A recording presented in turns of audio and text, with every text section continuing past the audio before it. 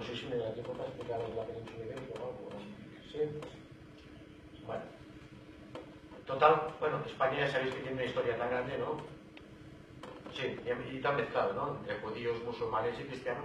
Aquí llegó todo muchísimo antes que la mayor parte de Europa, sobre todo a la Europa de arriba, ¿no?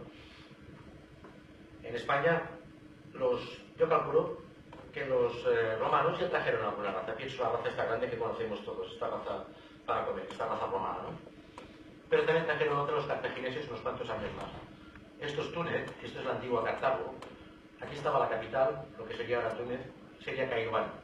Conocéis todos la paloma de Mallorca, esta la paloma de Castabrosa, la paloma esta gigante mallorquina, o paloma... Sí, mallorquina, es gigante, siempre la han llamado, ¿no?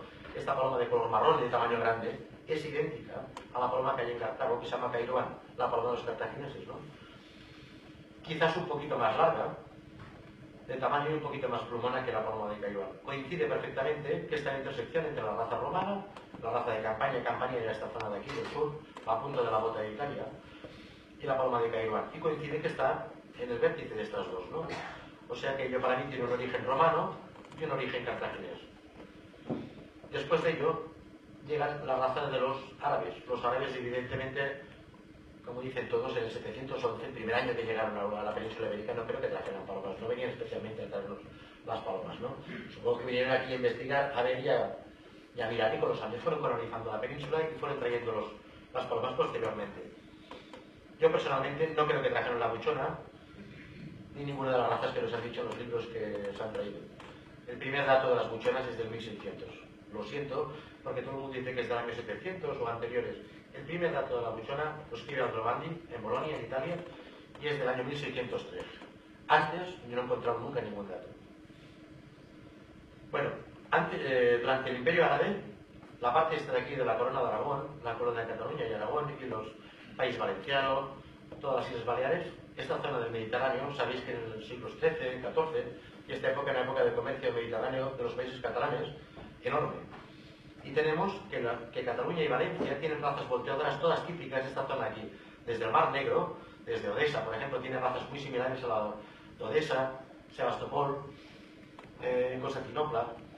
Ya explican los libros de aquí rusos, yo tengo libros rusos, uno es Adrianov y Lagarianov, que explica que los marineros de esta zona de aquí, del Mar Negro, venían ya a tomar caldas técnicas a la zona de Barcelona y se llevaban las palomas de vuelo catalanas y las de las Islas Baleares.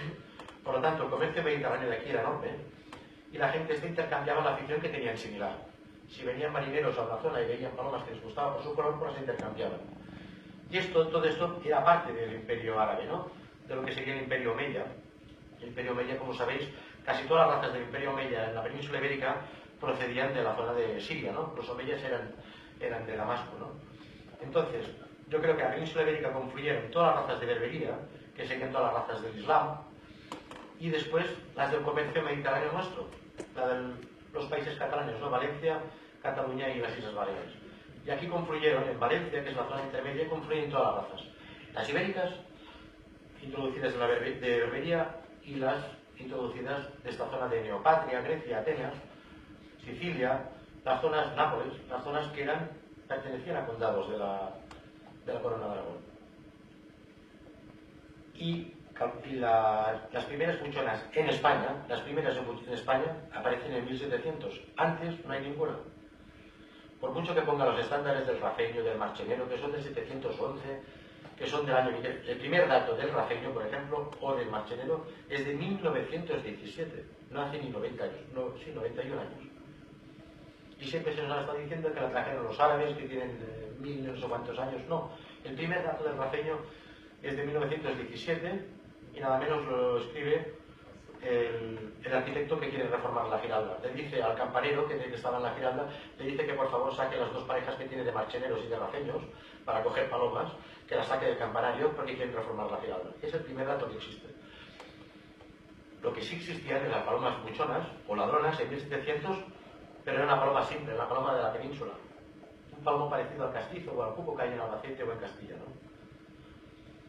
Yo creo que mejor que si hay alguien que quiera alguna raza en especial lo explico, porque si no, es que es un poco resumir. Yo os quería resumir un poquito que entendáis que a partir de esta columba liria, que creo que es la neutral para todos, han habido influencias de otras especies, para mí sus primas hermanas, que han sido las que han producido la variabilidad. Que el hombre no es tan creativo como él se cree, lo es creativo, pero tiene que haber visto algo antes. ¿Me entendéis? Bien, en aras de continuar el hilo de ideas que el doctor Antonín tan interesantemente nos ha presentado, se abre un breve turno de 10 minutos de preguntas si hubiere lugar.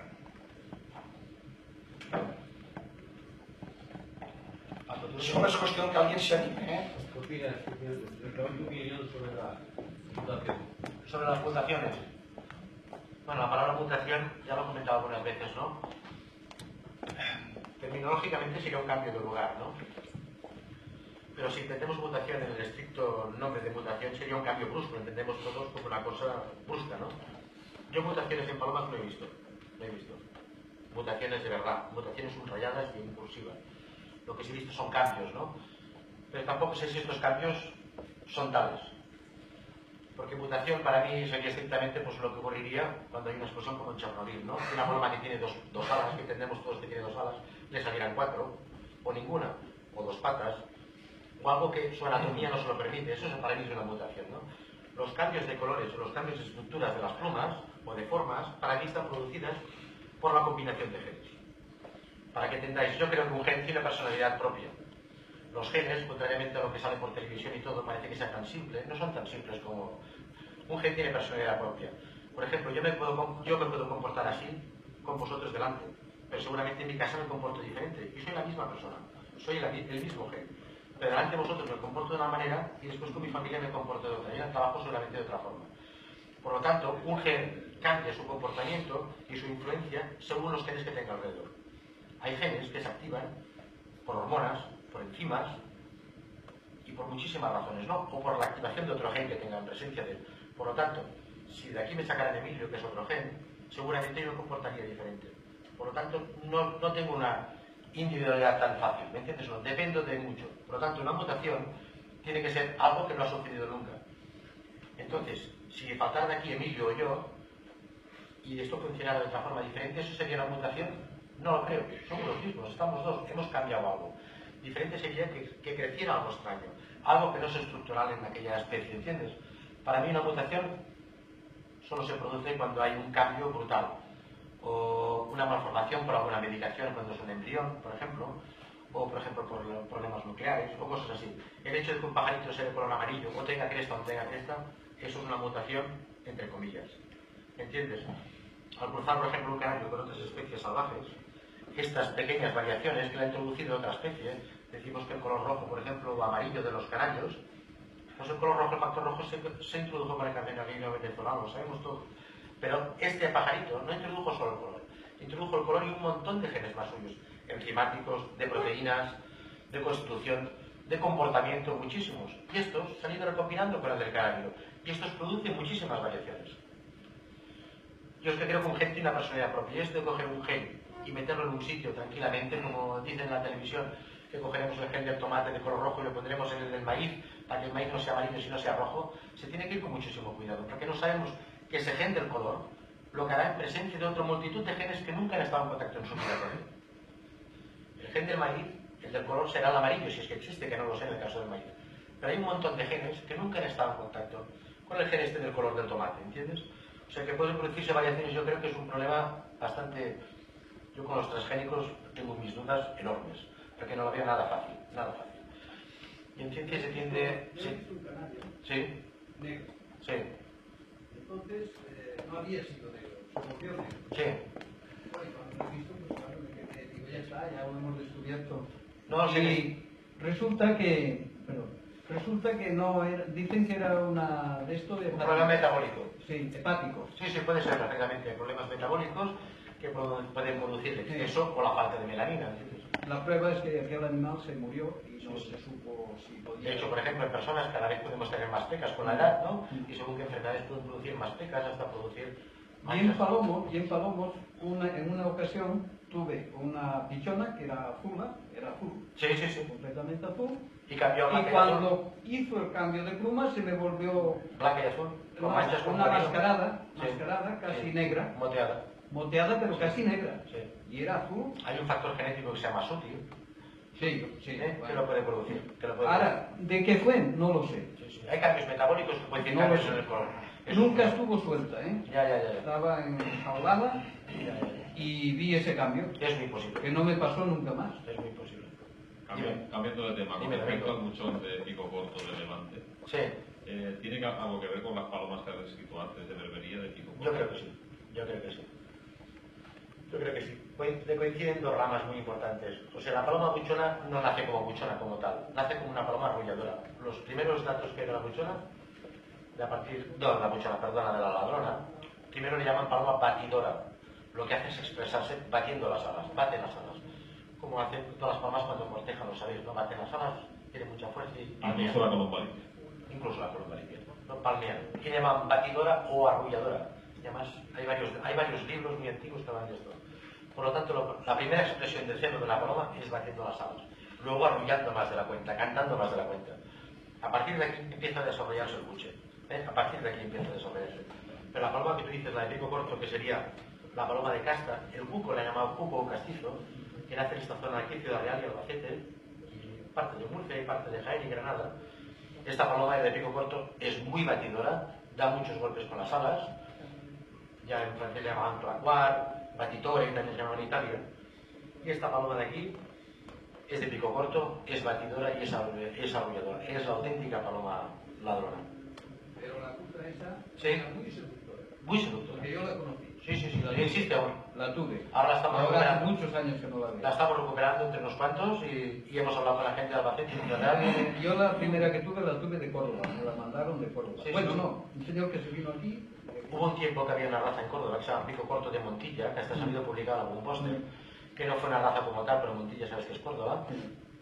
Pero era corto, Sí, sí. ancho. Cortito, ancho, con el buche redondo de media naranja, Redondo. pico corto y cabeza redondeada. Sí, Es la típica pero paloma. era muy ladrón, ¿eh? Sí, mucho. Era Es muy fantástico. parecido al balear. Es primo hermano de la paloma balear. Y Sí, primo- sí, muy parecido. Y primo hermano de la paloma de Canarias, del buchón canario. Se permiten un par de preguntas más, por favor. Solamente dos. Luego habrá ocasión de explayarse un poco más, al final. ¿Y qué es lo que tiene que ver el rafeño con la manchonera? Rafeño con la marchonera. Simplemente, te lo digo en dos palabras, es la misma raza. Me parece que diga una cosa que sea muy... El marchenero y el rafeño es la misma raza. Si os fijáis, si tenéis que hacer un ejercicio mental, que es quitarle la cabeza al rafeño un momento, y lo veréis que tiene la cola tejada, un poquito tejada. Cuando vuela chepado, que llamamos, con el cuello para abajo, el buche redondeado y es plumón. Y la doble cola. Es la misma raza.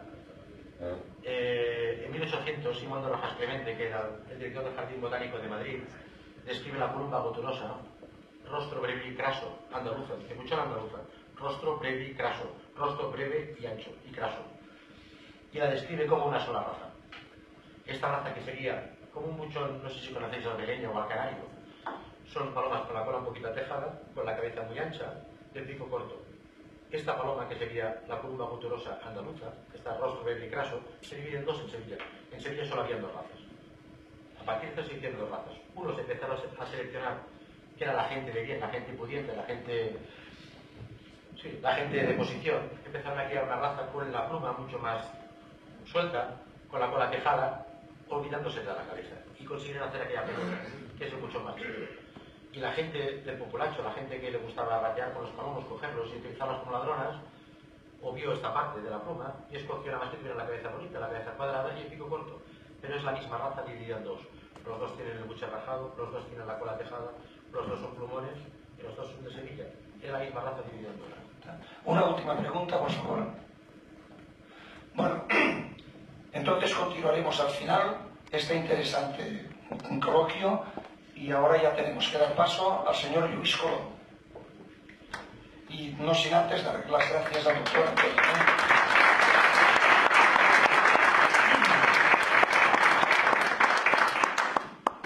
Yo antes de que venga Luis me gustaría agradecer al propio Luis, a Emilio Blasco y a Belén Chuncosa, porque sin ellos seguramente yo no hubiera estado aquí ni hubiera venido a hacer esta charla y siempre nos estamos ayudando y me han ayudado en todo.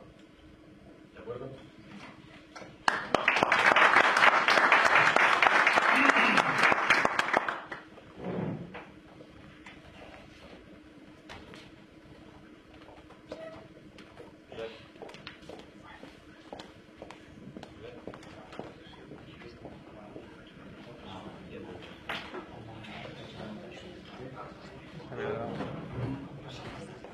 Señorita, por favor, ¿quiere prestar ayuda al señor Luis Colón para montar el aparato este?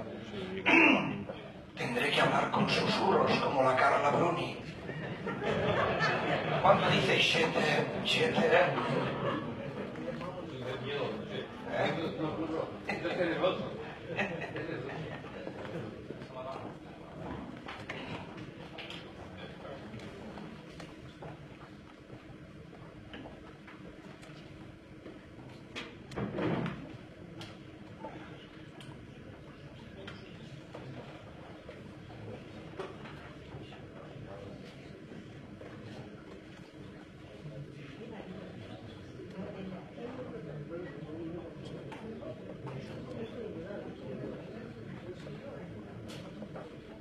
En los barrios de Barcelona, en el de Ribera, en el de Raval, en el de San Andrés, en el de Gracia, en el de Sants, numerosos palomares se levantaban osadamente sobre las casas, destacando sobre el horizonte a prueba de lluvias y ventiscas. Palomares que yo vi. De ello nos hablará Lluís Colón i Guart. Lluís Colón i Guart, casado de 57 años con 2 hijas, es biólogo especializado en pájaros, conservador de las aves del zoo en Barcelona durante más de 30 años. Actualmente ocupa el cargo de director de la Unidad de Conservadores del Zoo de Barcelona. Su experiencia como criador se remonta allende los 9 años de edad, fecha en que tuvo su primera pareja de palomas. Hace unos 20 años que cría palomas de las de Colom de Vol Català de la variedad Cap de Frare y es miembro fundador de la Asociación de Jutges Avícolas y Cunícolas de Cataluña. Tiene la palabra el señor Lluís Colón i Guart. Buenas tardes. No sé si me saldrá alguna palabra porque estoy apabullado después de la poesía de Emilio y de la interesantísima charla de Antonín. Pero bueno, espero que sabrán disculpar que mi charla no sea de la misma categoría. Quiero decir una cosa antes de empezar la charla, que es un pequeño matiz a lo que ha explicado antes el doctor Antonín,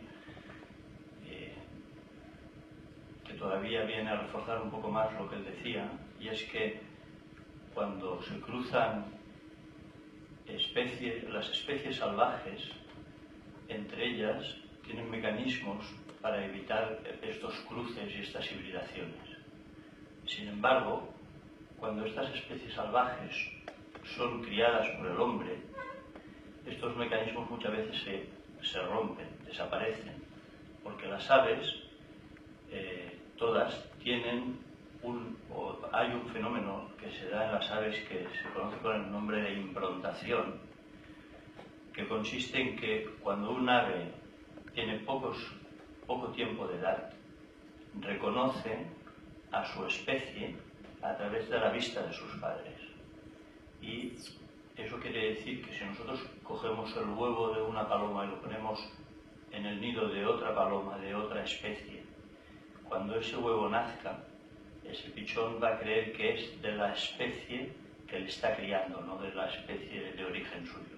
Con lo cual, cuando sea mayor, tenderá a emparejarse con individuos de aquella especie. El hombre, que en aquel mapa que nos explicaba Antonín, tenía la posibilidad de capturar distintas especies de su entorno, y hemos visto que la columba libia era común al entorno de todas esas otras especies, seguramente mezcló y crió distintas especies junto con la columba libia, que es una paloma que era muy fácil de domesticar. De hecho, es uno de los animales más antiguos que se conocen domésticos, debido a su fidelidad por el nido. Y de esa manera, pues seguramente fue una de las maneras de poder empezar a introducir esas mezclas, esos híbridos, a través de huevos que había capturado de otras especies y que le era más fácil criarlos a través de padres adoptivos, que eran las palomas domésticas, ¿no? La columba libia, que ya estaba domesticada.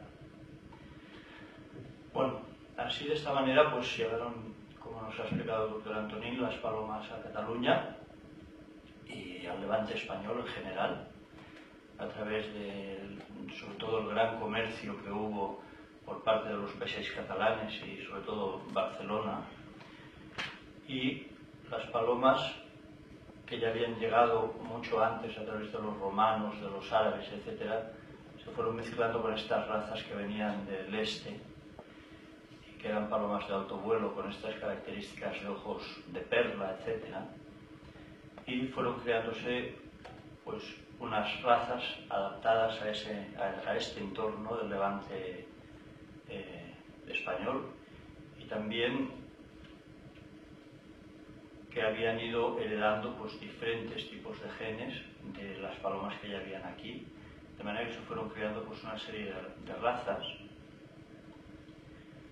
Algunas de ellas son muy antiguas, se calcula que ya en la Edad Media ya empezaron a llegar algunas de estas palomas aquí, y que durante muchos siglos han estado trayendo la paz al corazón de muchos hombres, de muchos colomistas, que encontraron en la cría de estas palomas pues una manera de olvidarse un poco de los problemas cotidianos o del trabajo, etc.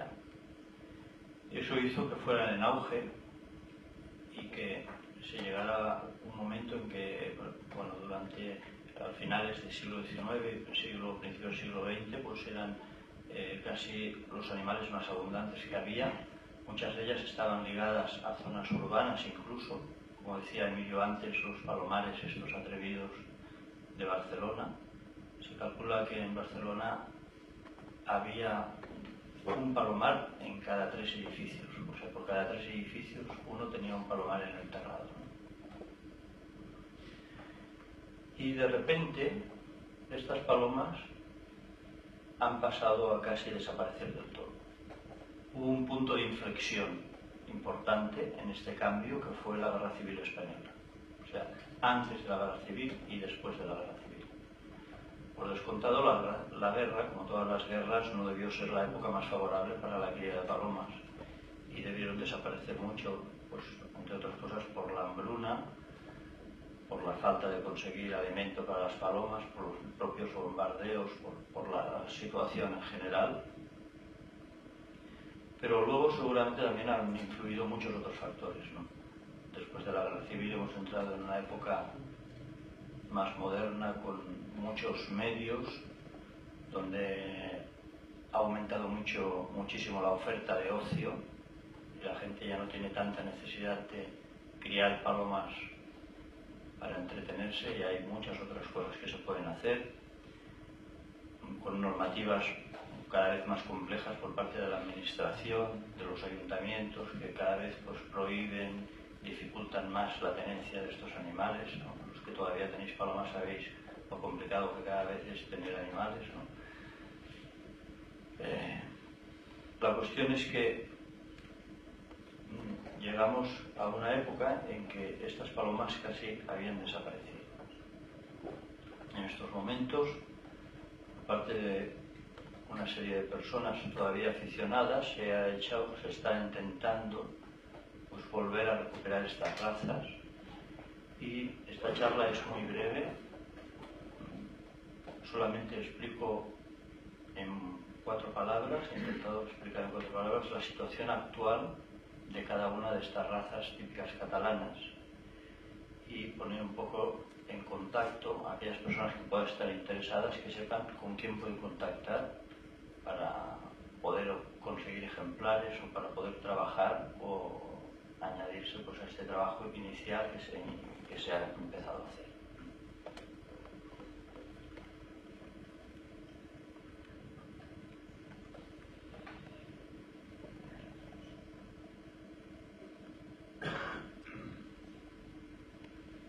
Empezamos por la flamenca. Las fotos que he puesto aquí expresamente son fotos en las que no se ve el animal en forma de remarcando su estándar, y en la que tampoco son ejemplares especialmente buenos, porque he querido dar a entender una cosa es el estándar, está muy bien, que se tiene que trabajar, pero de hecho todas estas palomas son palomas que estaban muy fijadas antes de que existiera la palabra estándar, antes de que se hubieran estandarizado, ya estaban muy fijadas como raza. Cumplían unas funciones determinadas y todas, con sus pequeñas variaciones individuales, formaban parte de esas razas. Entonces, he ido poniendo aquí pues animales, ya veréis las fotos, no solamente es para dar una idea de qué raza estamos hablando, animales pues que son cada uno pues con sus pequeños defectos, variaciones, un representante de esa raza. Empezamos por la flamenca. Ahora lo he perdido todo.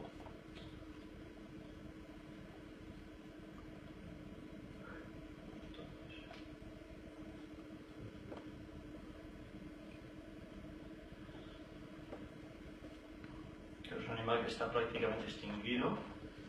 Quedan 2 o 3 núcleos.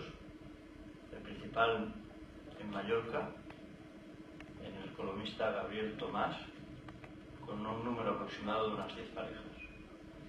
En Cataluña ha empezado a criarlas para Jordi Costa, a partir también de ejemplares del señor Gabriel Tomás, y es posible que queden algunos ejemplares aislados en algunos palomares de España, y que sería muy importante que si alguien conoce alguno de ellos, los pudiese poner en contacto con las personas interesadas en esta raza para poder intercambiar sangre, evidentemente, ¿no? O bien con el señor Costa o con el señor Tomás.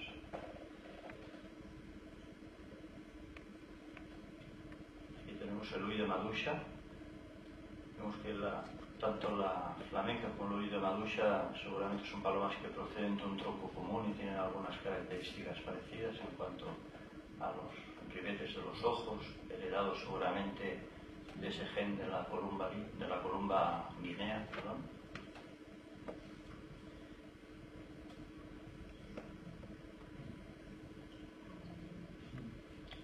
También se ha notado una disminución en los últimos años, especialmente en las exposiciones.